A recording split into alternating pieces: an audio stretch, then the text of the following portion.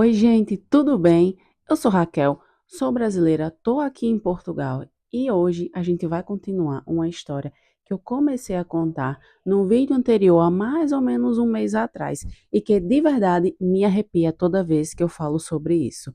No último vídeo eu contei a história das unhas, desde o Egito Antigo, passando pela China Imperial, por Roma até chegar no início do século XX, que para mim foi uma das melhores épocas, né?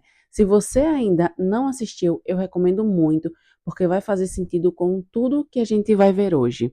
E nesse vídeo aqui, a gente vai falar sobre como a manicure se tornou uma profissão de verdade. Pois é, com a história, com a luta, com a moda, com o glamour, desde os anos 1900 até os dias de hoje. E eu prometo que você vai terminar esse vídeo olhando para as suas unhas, minha querida, de um jeito completamente diferente. Então vem comigo nessa.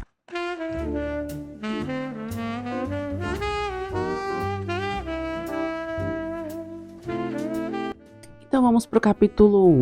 Bom, gente, preciso voltar um pouquinho lá no tempo, lá para os anos 20. E eu adoro esse período porque é exatamente quando a manicure deixa de ser um ritual de realeza e vira uma profissão real, acessível, com nome e tudo. Nos Estados Unidos, nos anos 1900, começaram a surgir os primeiros salões de beleza, voltados totalmente para cuidados com as mãos. Eram espaços elegantes, frequentados pelas mulheres da alta sociedade, e a profissional que cuidava das unhas era chamada de manicurista, uma palavra que vem do latim manus, que significa mão, e cura, que significa cuidado, ou seja, cuidado com as mãos. É lindo isso, né, gente? E eu fico pensando, essa palavra já existia, essa profissão já existia muito antes de qualquer reconhecimento formal, porque as mulheres sempre souberam que as mãos dizem muito sobre quem a gente é. Na Europa, especialmente em Paris, que já era o centro da moda mundial, os salões de beleza viraram pontos de encontro. As mulheres da alta sociedade iam não só para fazer as unhas, mas para se encontrar, para conversar, para trocar informações sobre moda, sobre tendência, enfim, era um espaço social importantíssimo, né? E até hoje é, tá? E os produtos bem diferentes do que a gente usa hoje. Eram óleos, eram óleos, cremes à base de ingredientes naturais e uma técnica chamada polimento. As unhas eram polidas, eram esfregadas com um pano até ficarem brilhosas, sem esmalte ainda, mas com muito capricho. Agora chegamos nos anos 20 e, gente, essa é uma das décadas mais fascinantes da história da beleza. É aqui que tudo muda. Em 1925, a marca Cutex lançou o primeiro esmalte moderno. Eu já mencionei isso no vídeo anterior, mas hoje eu quero aprofundar porque a história por trás disso é simplesmente incrível. A inspiração veio da indústria automobilística. Um químico chamado Norton Rayron, não sei se pronuncia assim, percebeu que a tinta usada nos carros da época, aquela tinta brilhante e resistente que secava super rápido, poderia funcionar nas unhas e ele estava certo. O primeiro esmalte era o transparente, depois vieram os tons rosados e aí, gente, veio o tão querido vermelho e o vermelho mudou tudo. Os anos 20 foram a era das flippers, aquelas mulheres que cortaram o cabelo, encurtaram as saias, dançavam jazz e desafiavam todas as regras sociais. E as unhas vermelhas faziam parte dessa rebeldia, tá? Era uma declaração, era dizer: eu faço o que eu quero com o meu corpo. E a moda, completamente conectada. Coco Chanel estava revolucionando o guarda-roupa feminino. E nessa época, simplificando, libertando o corpo. E as unhas acompanhavam esse movimento de liberdade, gente. Eu acho tão bonito isso, sabe? A moda e as unhas sempre andaram juntas. Quando uma muda, a outra também muda. Sempre foi assim, gente. Nos anos 30, Hollywood assumiu o papel de maior influenciadora do mundo. E olha, antes do Instagram, antes do TikTok, era o cinema que ditava as regras, né? O que as mulheres queriam usar, como queriam se maquiar, como queriam ter as unhas. Atrizes como Joan Greyford, Greta Garbo e Bette Davis, me desculpem o inglês, apareciam nas telas com unhas impecáveis, vermelhas, perfeitamente feitas, e as mulheres do mundo inteiro queriam imitar, gente. Isso acontece até hoje, né? Tem um detalhe curioso dos anos 30 que eu adoro contar. As unhas eram pintadas só no centro. Uhum. A cutícula e a ponta ficavam sem esmalte. Era chamado de Mon Manicure. Parece estranho pra gente hoje, mas era a tendência máxima da época. A moda das unhas sempre foi assim. O que é estranho hoje pode ser tendência amanhã. E o que é tendência hoje pode parecer datado daqui a 10 anos. Uhum. É exatamente igual à moda, gente. E falando em moda, nos anos 30, as grandes maisons de Paris começaram a coordenar as cores das unhas com as coleções de formas intencional. Elsa Schiaparelli, que era uma das grandes rivais da Chanel, lançou uma coleção, gente, inteira com base numa cor de esmalte. As unhas viraram acessório de desfile. Os anos 40 são um capítulo que me emociona muito, porque a gente fala de guerra, de escassez, de medo e no meio de tudo isso, as mulheres continuaram se cuidando. E isso não era vaidade, era resistência, gente. Durante a Segunda Guerra Mundial, havia restrição de quase tudo: tecidos racionados, comida escassa, vida completamente transformada. Mas o esmalte, gente, continuava sendo produzido. E as mulheres continuavam pintando as unhas. Tinha um significado muito profundo nisso, sabe?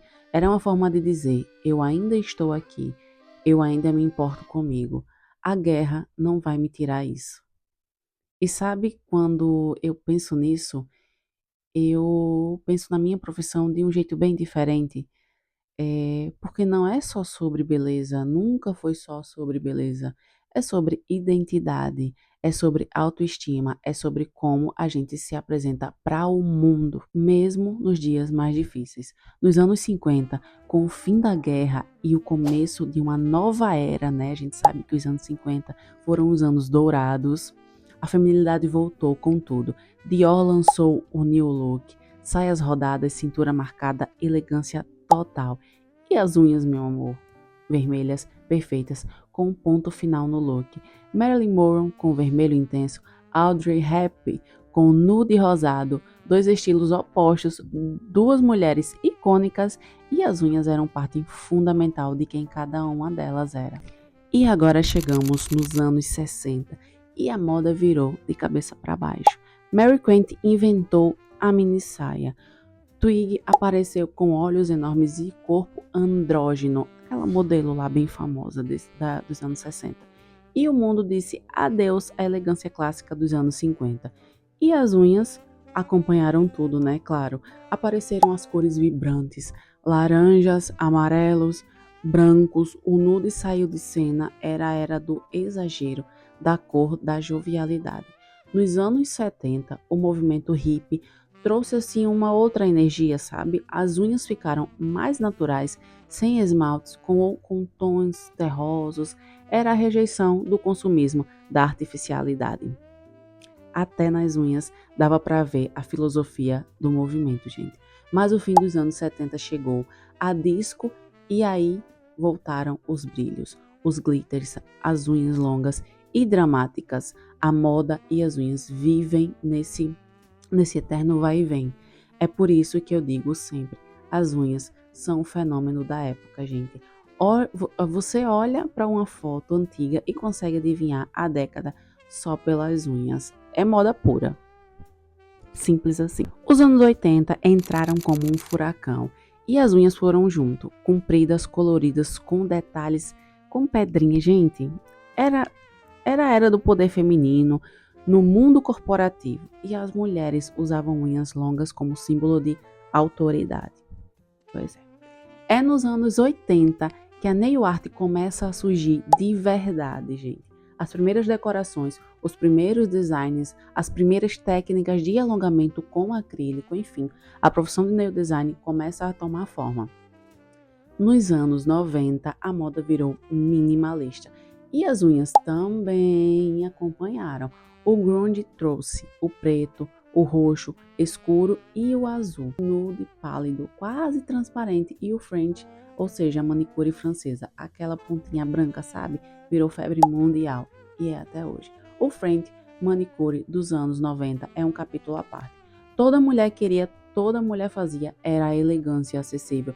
Pelo menos era o que parecia na época, gente. Chegamos nos anos 2000 e o mundo das unhas nunca mais foi o mesmo. A internet mudou absolutamente tudo, gente. Com o YouTube, o Instagram e depois o TikTok, as tendências de unhas passaram a viajar pelo mundo em questão de horas. Uma nail design no Japão lança uma técnica nova hoje.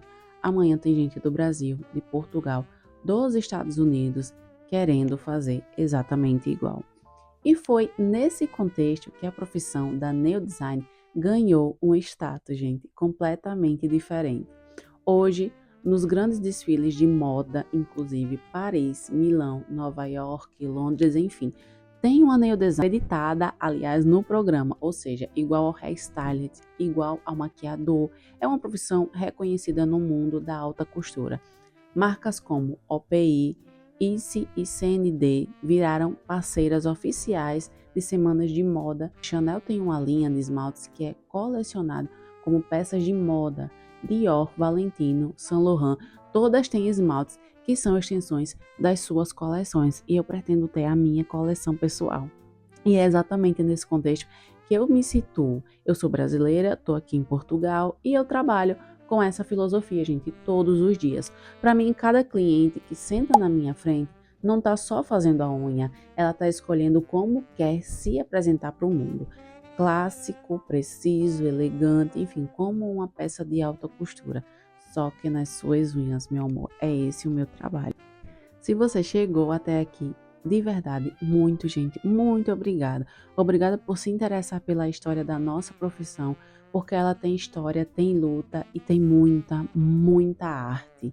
Essa foi a parte 2 da história da manicure. Se você ainda não assistiu a parte 1, onde eu conto tudo desde o Egito Antigo até o início do século XX, o link tá aqui na descrição, eu vou deixar para vocês. E se você gostou desse vídeo, gente, já compartilha, curte, compartilha com aquela amiga que ama unhas tanto quanto você.